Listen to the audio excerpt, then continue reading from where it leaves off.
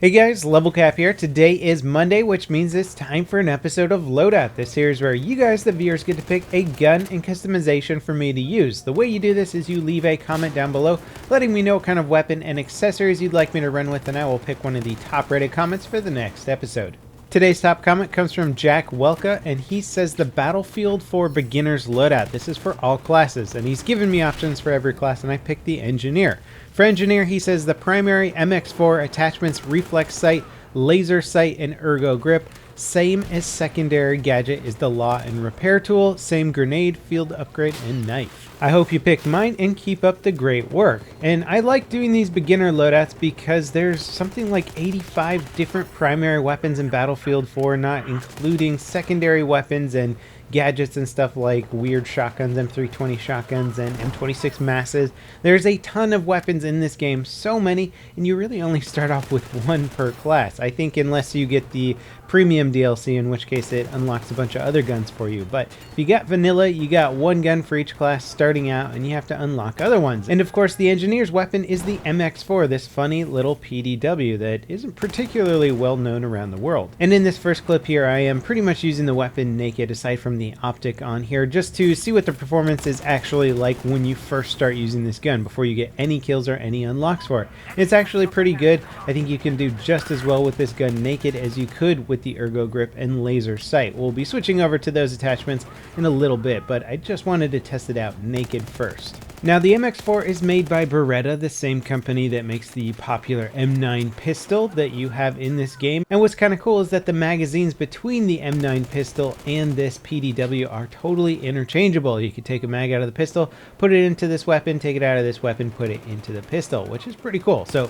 obviously the same caliber of bullet. The one thing that is a little bit annoying stat-wise though is that the reload time on the MX4 is 2.6 seconds for a short reload, 3.6 seconds for a long reload. Not sure why they make it so long considering that the reload is identical to the M9. And of course, when I say the magazines are interchangeable, I do mean in real life, not in game, although that would be kind of cool, but definitely an extra bit of coding that I'm sure DICE doesn't want to have to deal with. Now let's talk about the stats a bit on the MX4. It's certainly not a bad PDW by any means. Definitely a close quarter weapon, which kind of goes without saying for just about every single PDW in the game. In fact, it is every single PDW. There are no PDWs that are good at long range. They're all CQB weapons, but they can dish out a lot more power, and DICE has done a good job of balancing them in the most recent patch to be much more effective in CQB. Their drop-offs have extended much further. In fact, this one's damage drop-off doesn't start till you reach 20 meters, which means you're going to be doing about 22.5 damage all the way up to 20 meters, meaning you can still 5-shot somebody just like you could with any assault rifle in CQB. Plus, you're pairing that with 830 rounds per minute. This thing can certainly decimate people. But once you start pushing past 20 meters, you're going to enter the 6-shot kill, the 7-shot kill, and eventually get all the way down to an 8-shot kill at around 50 meters. And you don't want to have an 8-shot kill no matter what gun you're running with, even if it does have a high rate of fire. Not to mention the muzzle velocity on this is 390 meters per second, which makes it a good candidate for a suppressor, but definitely not a good gun for long range shooting. So you want to keep it close, you want to keep it in your opponent's face. I found for the most part when running with this setup, using this SMAW for hitting long range targets to be quite effective. Not a lot of people actually expect you to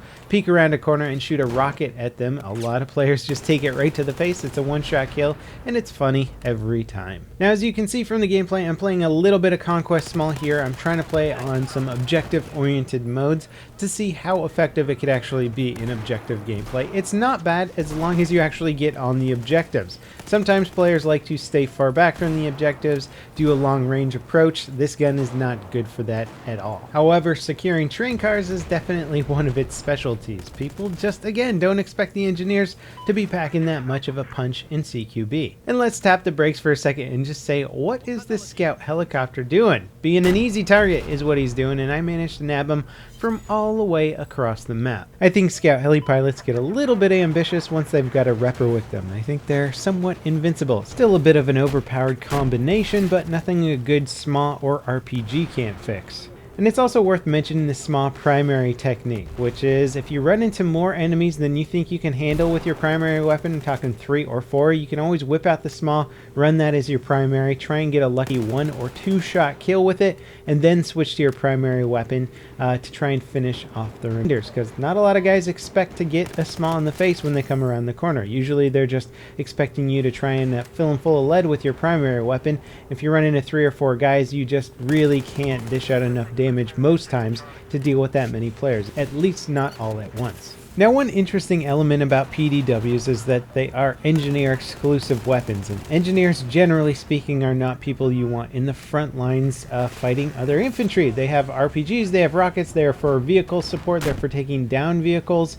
They're not bad for fighting infantry, but they don't really have any exclusive anti-infantry weapons that make them better for fighting infantry. So it seems weird that they give them PDWs, which are generally meant for closer range engagements. Now, of course, you can switch to a carbine, and I feel that's what most engineers are doing these days, is picking up the AK-5C or the ACWR and dealing with foes at medium range and even closer range just with carbines instead of PDWs, because they're a little bit more versatile of weapons. I definitely miss the Battlefield 3 days where the PDW was the universal weapon and you could throw it on an assault class or a support class and run around with a cool suppressed or laser-sighted MP7 in close quarters. Just give you a lot more options because there's a lot of other classes better suited for CQB combat than the engineer. Never really understood the switch up for Battlefield 4. I mean, from a space-saving point of view, it kind of makes sense, because would a tank driver carry a large weapon inside of a tank? No, he'd probably have something small that could be stowed away easily, so PDWs make a little bit of sense in that regard, but in terms of how Battlefield actually plays out, it doesn't make a huge amount of sense class-wise. Now, all in all, the MX4 is a very effective PDW. There's some out there that I would consider to be a little bit better. The MP7's pretty darn good. The PDWR, again, is very good PDW, and even the UMP9. I like all of those PDWs, maybe a little bit better than the MX4, but that's not to say that the MX4 is a bad gun. It does have a awkwardly long reload time, which I think, again, should be changed just for balance reasons alone.